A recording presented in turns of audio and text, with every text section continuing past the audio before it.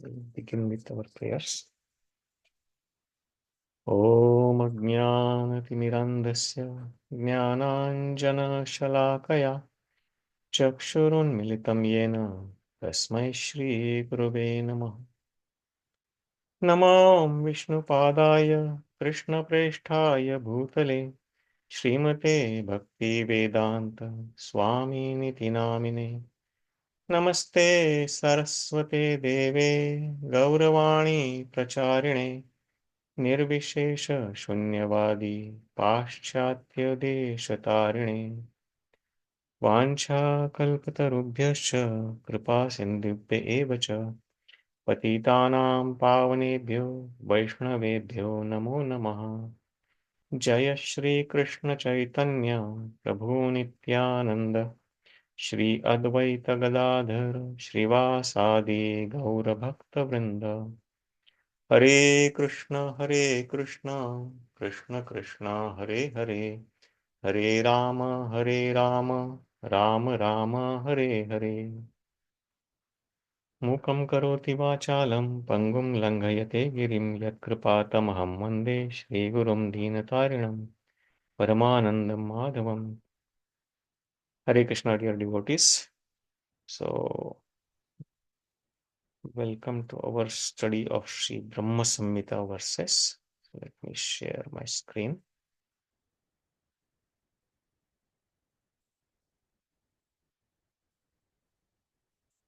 So we are continuing to study verses from Brahma Samhita. So we started a couple of weeks ago the description of the different realms or different dhama that Brahmaji describes, starting with Goloka Dhama, that is the topmost planet, which is called, he refers to that Goloka Namni Nija Dhamni. So, which is Lord Krishna's personal abode, his own personal abode, which is named as Golokanam. And Talecha Tasya, beneath that, then he describes the different dhamas, Devi, Mahesha, Haridhama. So Devi Dham, so Brahmaji from his perspective, who is in the Devi Dham or the material creation in the universe, he refers to them as Devi Dham. Above that will be Mahesha Dham, and above that is Haridham or the Vaikuntha. So he describes those, and then he says, Te te prabhava nichaya vihitaśchayena. So all these realms are ruled or controlled by different authorities which are representatives of Krishna himself. And then in the last week or the previous verse, we read about the controlling deity or the ruler of the Devi Dhama or the material creation. So in which Lord Brahmaji describes Durga Devi, who is the kind of controller or the representative authority of Lord Krishna's in this material creation. And she is referred here as, she is the energy, one of the energies of the Lord, which is uh, uh, performing, or the agency by which creation, destruction, and the maintenance is performed. So here he mentions that Srishti, Sthiti, Pralaya. So creation, maintenance, and Pralaya or destruction, Sadhana Shakti Rekha.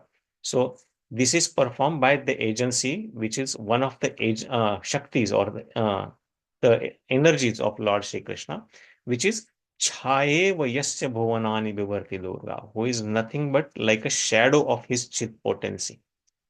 And even though she is the one who is maintaining this material creation, she is not working according to her own whims or according to her will, but she is working according to Lord Krishna's Ichcha Anurupam Api Yasya Cheshtatesa. So she is working under the control of Lord Shri Krishna. And so she is the one who is ruling of this material creation. Now, going further in the next verse, and today is what we are going to describe, Lord Brahma describes about the ruler or the authority of Mahesh Dham, which is above the Devi Dham, which we saw in the previous discussion. So where he is referring as kṣīraṁ yathā dadhi vikāra-viśeṣa-yogāt sañjāyate nahi tataḥ pṛthag asti hetoḥ śambhutām tathā samupaiti kāryād govindam ādi-puruṣaṁ tamahaṁ bhajāmi. So here he is saying, just like milk is transformed into curd by the action of acids, but yet the effect curd is neither same as nor different from the cause, that is milk. So I adore the primeval Lord Govinda, of whom the state of Shambhu is a transformation for the performance of work of destruction. So here Lord Brahma in his prayer is describing the controller of Maheshadham, or the authority who is in the Maheshadham, and that is Lord Shiva or Lord Shambhu. So here he describes kṣīraṁ yathā dadhi. So just like milk is transformed into curd or yogurt, and how is it transformed? Vikāra-viśeṣa-yogāt. By vikāra means transformation. We learned in different places about vikāra, how this material body in the material creation of every living entity goes through 6 transformations. That it takes birth, it grows, it creates byproducts, then it stays for some time, it starts dwindling, and then eventually it vanishes. So Shad Vikara, so it goes through 6 transformations. In the same manner here, that Vikara, but that Vikara is Vishesha, it's a special kind of transformation by the application of a special energy or a special ingredient. So that just like kṣīraṁ, just like milk is transformed by special ingredient, some acidic ingredient, into curd, sañjāyate nahi tathā pṛthag asti hetoḥ. But the nature, which is the cause of that milk, the cause of the yogurt is different from milk, but at the same time it is same because it is the product of milk. In the same manner, yah śambhutām api tathā samupaiti kāryād. In the same manner, Lord Shambhu or Sadashiva or Shiva is also an incarnation which is transformation of Lord Sri Krishna or Vishnu, for us, which accepts this form for a specific karya or for specific work that he has to do, or in the matter of this particular business. That's what he says here. And in translation, Srila Bhakti Siddhanta Saraswati Thakur mentions that work of destruction, even though in verse it says a special task that he is assigned to.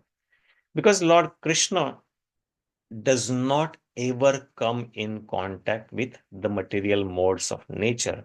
So to perform all the tasks in the material modes, in the material nature, he accepts the form, or his one of the guna avataras, as Lord Shiva, who then is the Lord of this material universes, who with his concert, which we learned about her in the previous verse, Durga Devi or Maya Devi or material nature,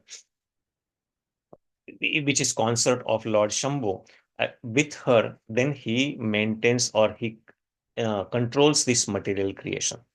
So here in the purport, so Srila Bhakti Siddhanta Saraswati Thakur mentions that the real nature of Shambhu, the presiding deity of Maheshadham, is described in this verse. So Shambhu sometimes in some of the places is accepted as other god. So just like we saw that there are worshippers of Lord Durga Devi or Shakti, they are called Shaktya. In the same manner, they are Shaivas who accept Lord Shiva as the Supreme Lord. So Shambhu is not a second godhead other than Krishna. So here Bhakti Siddhanta Saraswati Thakur specifically mentions that Lord Shiva is not second godhead, but he is subordinate to Lord Krishna, and he is incarnation, one of the guna avataras of Krishna, who takes this avatar or Shambhu form for a specific task. But at the same time, he cautions that those who entertain such discriminating sentiment commit great offense. As in Padma Purana also it is mentioned that yastu narayanam devam brahma rudradi devatam samatvena yaviksheta sa pashandi bhavedvam. So that person, whoever considers that Brahmaji or Lord Shiva or any other demigod, any personality is equal to Krishna, then that person is considered as Pashandi or atheist. So it is a great offense against the Supreme Lord, and one should not consider any personality, Brahma, Shiva, as equal to Narayana. So Narayana is in the beginning. So even in the Srimad Bhagavatam we read, or even in the Smriti Shastra, it is mentioned that in the beginning there was only Narayana. Then even during the maintenance, even during the creation and maintenance, also there is Narayana, and after everything is annihilated, what remains is only Narayana. So only from Narayana everything is created. So in one sense, Narayana and other devatas or even Lord Shiva are non-different, but still Lord Shiva and all other deities are subordinate to Lord Narayana or Lord Shri Krishna.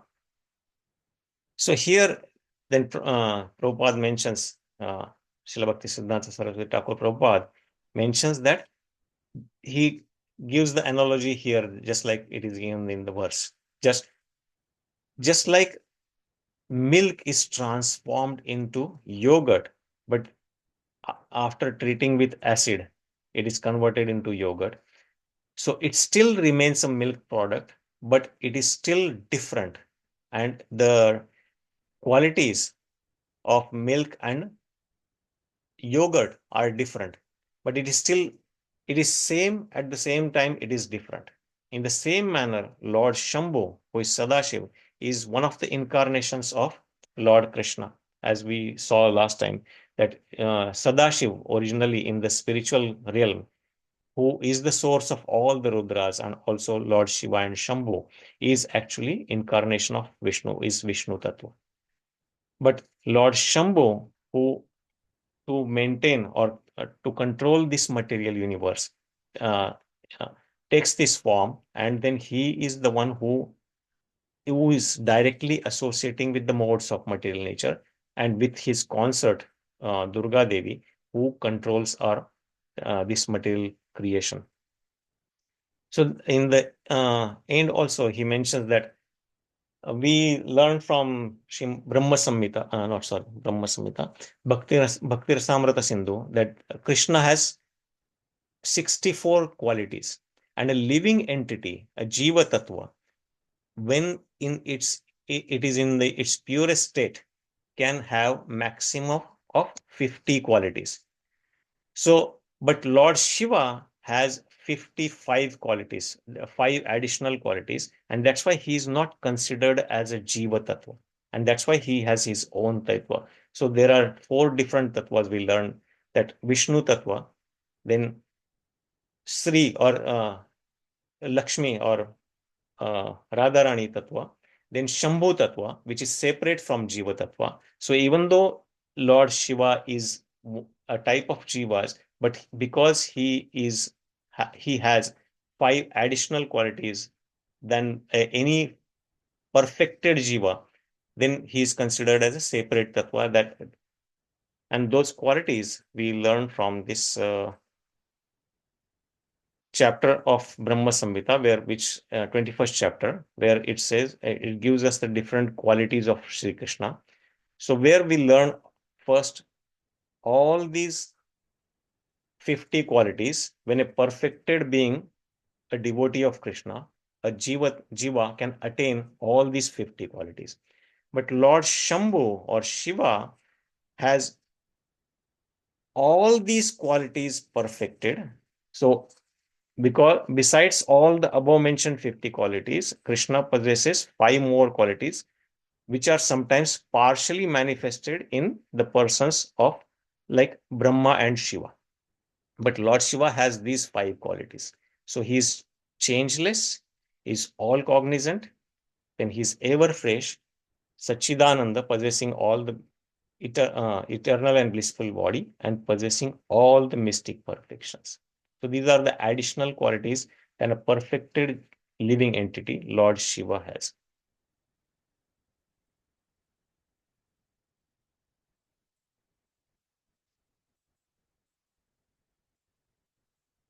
So Lord Shiva, being the controller of the material modes of nature, he can give us all the living entities who are worshippers of Lord Shiva, he can give them opulences. And this is very beautiful conversation in the Srimad Bhagavatam in 10th canto, when Parikshit Maharaj asks Shukdev Goswami the difference between the devotees of Lord Krishna and Lord Shiva. So he puts this question, very nice question forward, that Lord Shiva seems to be very kind of not very opulent. He lives uh, in the forest without any home or under the tree, and even his garments are not very opulent. But all his devotees are very opulent. They get all the wealth and all the different types of opulences. But on the other hand, Lord Krishna is the Lord of Lakshmi ji, Lord of wealth, and he is very opulent. But all his devotees seem to have no opulence, or all the opulences are taken away from him. So why is this difference? So this is very beautiful question that uh, Parikshit Maharaj puts in for Shukdev Goswami. So where he says that Lord Shiva, so here in these first few verses of the 88th chapter of Srimad Bhagavatam in 10th canto, so where Shukdev Goswami then says, to answering this question, that Lord Shiva is always united with his personal energy, that is the material nature. So Lord Shiva is directly in contact with material nature, and he is always united with the material nature and manifesting himself in three features in response to entities of nature's three modes. He thus embodies the threefold principles of material ego in goodness, passion, and ignorance.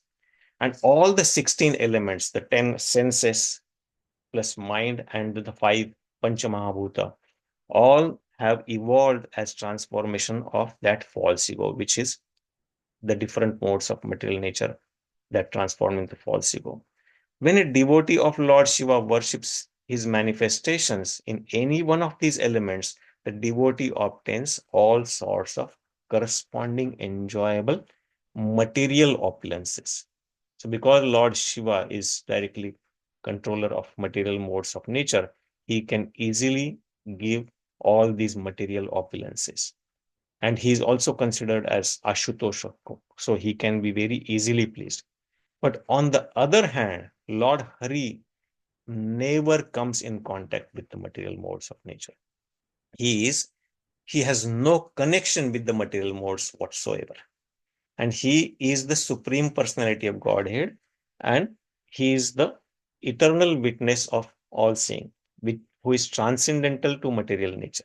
So he never comes in contact with the modes of material nature or any kind of material nature. So one who worships him becomes similarly free from all the material modes. So it is actually the benediction of Lord Sri Krishna to his devotees that he frees everyone or his devotees from all the material opulences. He actually further he says that the similar question was asked by Yudhishthir Maharaj to Lord Krishna, and what Lord Krishna said to him, that this is very beautiful verse that Prabhupada quotes several times when he talks about his how he lost his wealth, and then how he related to this verse. So Krishna says that if I especially favor someone, I gradually deprive him from his wealth. and then that relatives and friends of such poverty-stricken man abandon him. In this way, he suffers from one distress after another. And after this, all his friends. So yasyaham anugruhnami harishyeta dhanam shani. This Prabhupada quotes this verse several times. And what happens when he's deprived of all his wealth? When he becomes frustrated in his attempts to make money and instead befriends my devotees, I bestow my special mercy upon him, and he has no shelter other than Lord Krishna to take for. And so eventually he gets frustrated, but that frustration is very positive. That is mercy of Lord Krishna. So he says, Lord Krishna says that I make him deprived of all his wealth, but that is actually Lord Krishna's mercy, because he wants him to get free from any type of attachment, any kind of material entanglement. So that is the difference between Lord Krishna and Lord Shiva, or the devotees of Lord Krishna and Lord Shiva. So Lord Shiva is again none other than incarnation of Lord Krishna, but he is for a specific task, for the annihilation, particularly in this material world. But at the same time, he is also controller of the material nature.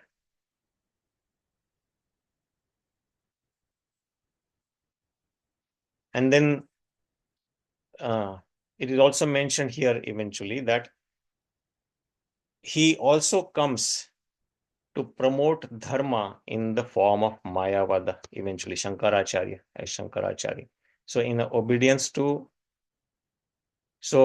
on the order of Lord Krishna, or on the will of Govinda, he maintains and fosters the religion of pure devotion by preaching the cult of illusionism or Mayavada, because Prabhupada mentions this several times in his lectures, that eventually when people use Vedas for killing of animals, Lord Buddha appears and he rejects all the Vedic literature and makes people in a certain way atheist, because atheists are one who do not have faith in the Vedic literature or scriptures. But again, to promote that Vedic scriptures, he sends Shankara as Shankaracharya, and he promotes this Mayavada philosophy that to promote the Vedic literature.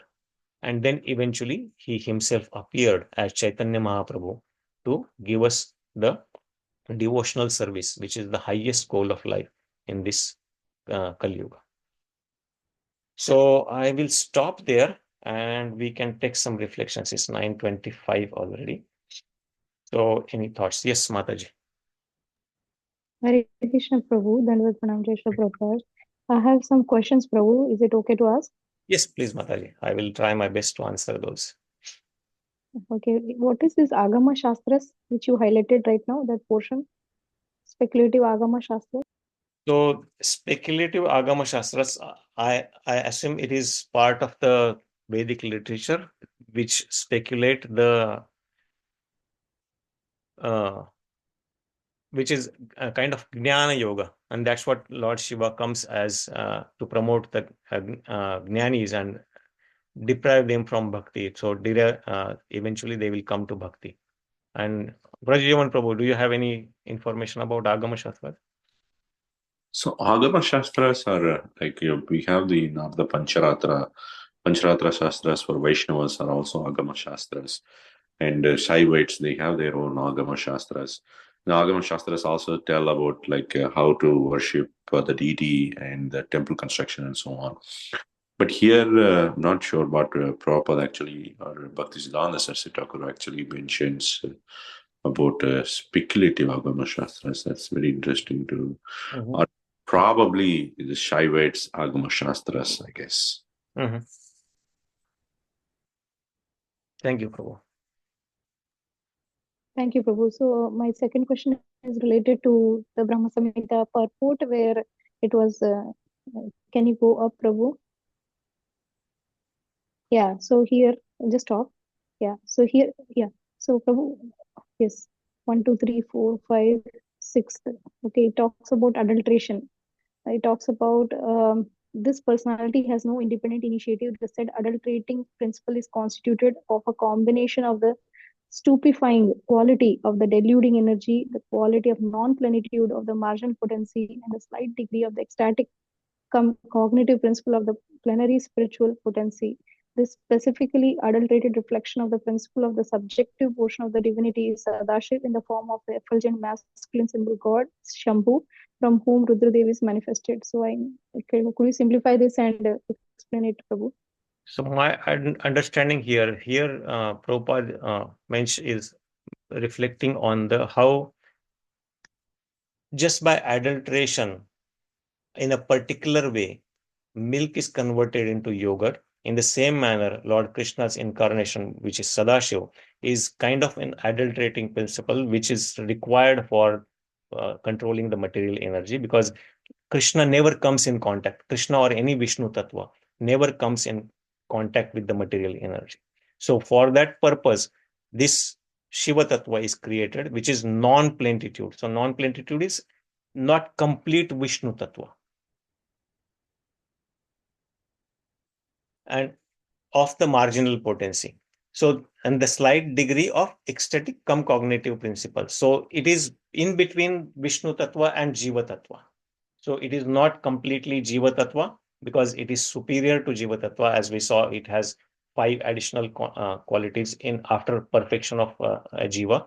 And it is also not same as the Vishnu Tattva. So it is subordinate to Vishnu Tattva. So that's why it is, so this is the form that he takes. And this specifically adulterated reflection of the principle of that subjective portion of divinity of Sadashiv. So the Sadashiv, which is in the spiritual creation, which is incarnation of Vishnu himself, Vishnu Tattva. So which is the specifically adulterated, just like when we are creating yogurt, we specifically in a specific form, we have to adulterate milk, or so that we get yogurt as next form. So that's why this specifically adulterated of the portion of the divinity of Sadashiv in the form of masculine symbol of god of Shambhu, from whom Rudradev is manifested. So this Shambhu or all the Rudra or all the Shiva Tattva are created for that purpose. And that's what my understanding is. A little confused, because many times Shankaran Prabhu refers Sadashiv as a Vishnu Tattva. And also we read in the previous para, the Shambhu is mentioned as the translation talks about Shambhu as the curd as compared to Krishna as the milk. Yes. So what is the process? And it's also mentioned that Shambhu is the predominating deity of the Mahesh Dham. So who is Sadashiv? Who is Shambhu? What is the step-by-step process? Could you please explain? Yeah, I will try. And Brahman Prabhu, please jump in if you have any. I think let me open that image again of what we saw last time. So we saw that the planetary system, Mahesh Dham, or the abode of Lord Sadashiv on one side, on the spiritual side, and then on the material side of the border was the Mahakal, who is the source of all the Shambhu Tattva. Are you sharing that, Prabhu? No, I'm sharing because right I can't now. I was see. opening it. I'll share. I'm getting there. I was looking for the file. Where is my? Okay, let me stop sharing and share the image.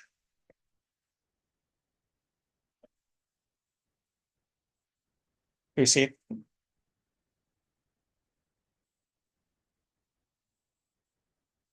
So here we saw it, right? Last time also. So this Devi Dham is a material world or material creation or Karna ocean in which all these universes are there. Now this is Karna ocean or Viraja river, which separates the material and the spiritual realm. And this is Mahesh Dhama. So Mahesh Dham is on the border kind of for our understanding of spiritual realm and material realm. And this Sadashiva Lok here, which is, if you see the top part, which is in the spiritual world, where Sadashiva, or who is the incarnation of Vishnu or Vishnu Tattva, his planet, and on the other side, that Sadashiva transformed into Mahakala Dhama. Mahakala, who is the transformed, that transformation into Shiva Tattva, who is the source of all the Shiva or Shambhu or Rudras. And that Shambhu, from there, consorts with Maya, and then they are the one who are controlling this material creation or the modes of nature and the material universes. So this is my vague understanding, Mataji. So Prajivan Prabhu, if you want to add a little more. Yeah, yes, Prabhuji. I think this Sadashiva is a little ambiguous term. Sometimes if you read a Jiva Goswami's commentary, he uses Sadashiva to refer to Karanodakashayi Vishnu himself. And then the Mahakalapura becomes his abode. And then the Śambhu becomes basically the glance of Vishnu, in the sense that in the glance there is the hollow comes, and then he takes the living entities along with him, and then he goes into create that each individual universe. But it definitely proven. So I read some part of it, but I didn't get a clear understanding. Thank you, Prabhu. I actually understood whatever you explained, Radhā-Rañjana Prabhu, about Sadashiva Loka and Mahakal Dham. So I understand now as Sadashiva Loka, as Shankaran Prabhu explains that Sadashiva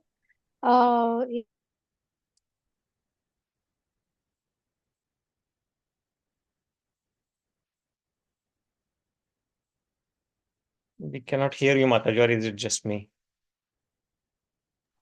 No, we can't hear Mataji. Oh, can you hear it now? Now we can hear you. Okay, yeah, my internet is fluctuating, sorry. So Sadashiv Loka is the Loka of Sadashiv, who is a Vishnu Tattva, as Shankaran Prabhu has earlier explained it. The only part which I couldn't understand is where Sadashiv is mentioned as, the result of that adulteration thing. Shambhu is probably the one who resides here in Mahakal Dham, who is also the source of other Rudras. And as Rajivan Prabhu pointed out, that Karanodakashayi Vishnu, his class, is carried through Rama Devi. She and the clans is carried by Shambhu through the agency of Rama Devi and to Durga Devi for the purpose of creation. So that is all okay. And Shambhu is only referred to as the predominating deity of Mahesh Dham. So the Mahakal Dham is probably the Mahesh Dham, I'm assuming. And so what I understand is Sadashiv Lok is in the spiritual world, and Prabhu says that he's a Vishnu Tattva. The only part I'm not able to understand is that that statement, which is a little confusing with complicated words, which talks about Tata Shiva. That is the part I think we should check with Shankaran Prabhu. Yeah, we can check with Shankaran Prabhu later. And again, even the English to understand from these purports is challenging. I sometimes get help of dictionary or Google and try to understand these words. But my understanding was this, if you see this planet, it is kind of on the border. So Sadashiva Loka. So this Sadashiva as adulterated form takes to this Mahakala Dham, and then this is the source. The Mahakala is the source of all the Rudras or the Shambhu.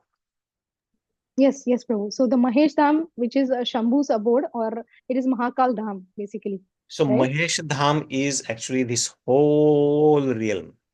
It's including Sadashiva Loka as Mahakal and Mahakal Dham. This so when we say refer to Mahesha Dham, it is kind of a region, a realm. Is it not this this Not this semicircle, loka. That's what my the black one? Not just this dot. This is whole region is Mahesh Dham, and then this whole composition of all the universes is Devi Dham. So all these universes, whole material creation is Devi Dham, and then all the different Vaikuntha planets, all these different planetary systems is Haridham or Vaikuntha. This whole region. So these are 4 different categories of Dhama. That's what my understanding is. And Vrajajivan Prabhu or you, Mataji, if you have. Yeah, I was thinking that this Mahakal Dham probably is the only Mahesh Dham, and the rest is the causal ocean, right? Where in the causal ocean, there Karnadakshay Vishnu lies lies, and where is the Shweta Dweep? Shweta Dweep is not here. It is below. Shweta is, there are 2 different ways you can see Shweta Dweep. So if you remember in the very beginning of Brahma Samhita, we learned about Shweta Dweep. So this is Shweta Dweep around this Goloka. Yeah, that is the spiritual one in the That is spiritual in the world, and spiritual the world. one where Dhruva is there. So That is in the one where material world, Garbhodakshay Vishnu is there, right? The Karanodakshay, Kshirodakshay Vishnu. So this Oh, is, sorry, Shirodakshay, correct. so this is Shweta Dweep in the material universe. Okay, there is Shirodakshay Next Vishnu. to Okay. Dhruva Loka, yeah. Okay, so this causal ocean portion, you are saying that that portion belongs to Mahesh Dham, but I am thinking that the Parts of it, Mahakal that's what Dham. I understand. Yeah. I'm thinking that probably just the Mahakal Dham that is referred to as the abode of Shambhu. Prabhu, actually, yeah. Okay, Prabhu, that was good enough for understanding. Like the origin is Sadashiv, Shambhu is the adulterated, and Rudras are his further expansions. So that much is clear. Thank you, Prabhu. Thank you so much, Mataji, for these questions. Thank you, Vrajajivan Prabhu. So I think. Thank you, Prabhuji. So I think we'll stop here. It's 9:38 already. So thank you very much, dear devotees, for this opportunity. Because I am also learning a lot in Brahma Samhita, which is one of very difficult but very, very nectarian and very beautiful book. So thank you again. Thank you, Prabhu. About the colors, Prabhu, one more thing about the colors, the 4 colors of in which Lord Krishna appears. So it was mentioned red, white, and blackish Krishna himself, and then golden. So when they mentioned about those red and white, they mentioned Satya and Treta Yuga respectively. But actually, we read in Canto 11 that first is the one who is the Brahmana, the white one, the Hamsa is the first one that is in Satyuga, and in Treta Yuga it is the red one, which is Yagya. So that is what we are right now reading in Bhagavatam. But it said respectively. When you say respectively, it means it is the first one belongs to the first and the second one belongs to the second. So that was a little, I think, some mistake there. I don't know mistake, or there are different ways. I read different things in different places also, but we just understand that it could be from different kalpas, or how they are described. It is beyond my understanding. Even in Bhagavatam, sometimes, if I remember correctly, in a couple of places I read it, it looked different to me, at least.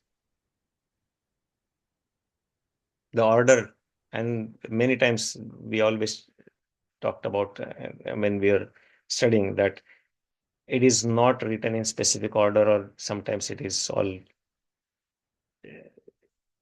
to our little brain, it is difficult to comprehend.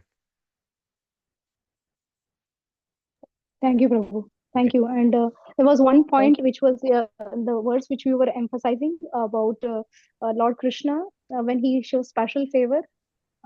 He takes away all your wealth, and then you are frustrated from your attempts to make money, and then you befriend devotees, and then Lord Krishna bestows his special mercy upon, yeah, so that was mentioned. So usually devotees suffer a lot in their life, but they may not be perfected beings. So when do we understand that it is this Lord's special mercy, or it's our foolishness that we are suffering? Depending on how much dedication we develop for Krishna. So the examples being Kunti Maharani's prayers, that those are very beautiful prayers, that she says that all the opulences, we didn't have any opulences, we struggled so much, but we had you. So that those were all good times, but now we have everything and now you are leaving us. So when that is the mood of a person, that when he has opulences and he is in the fear of losing the Lord, or he thinks that he may forget Lord because of the opulences, that attitude shows what his mood is, or what Krishna's mercy is. So when he is always remembering Krishna, or example of Prabhupada also. Prabhupada in the beginning, when he was a householder, he was grihastha, he was always working very hard, so that his intention was ultimately to make a lot of money so that he can use it for Krishna's service.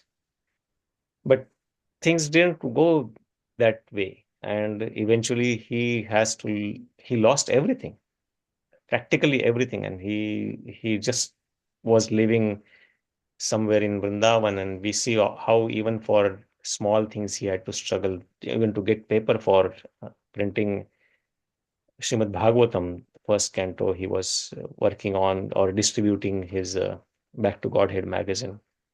So yeah, based on the attitude of devotee, how he develops, that's what we can see, that if it is Krishna's mercy or it is the Maya's punishment. That's what you are asking. I understand. I assume, Mataji. How do we know it is Maya's punishment or Krishna's mercy? Yes, Prabhu. Could you summarize it just in just one sentence? So if a person develops love for Krishna in spite of losing his wealth and all the opulences and friends and all so-called material things, then it is Krishna's mercy. But if he blames Krishna, if he frustrates, oh, I am doing so much and you are taking away everything, then we know what it is. Thank you, Prabhu. Thank you so much. That's my mental speculation, Mataji. But that's how I will see it. Yeah. But that is Thank true, you, Prabhu. Prabhuji. That is true, Prabhuji. What you told, it is that is true. So yeah, thank you, Prabhuji. It's Thank very you. narrating about different types of Shivas, how you explained it. Thank you, Prabhuji. Thank you, Brajaji and Prabhuji. Mataji, thank you, Vancha Kalpataru. Thank you all. Vancha kalpatarubhishya kripa sindhubhyo patitanam pavanebhyo namo namo koti vaishnava. Thank you, Mataji. Hare Hare Krishna.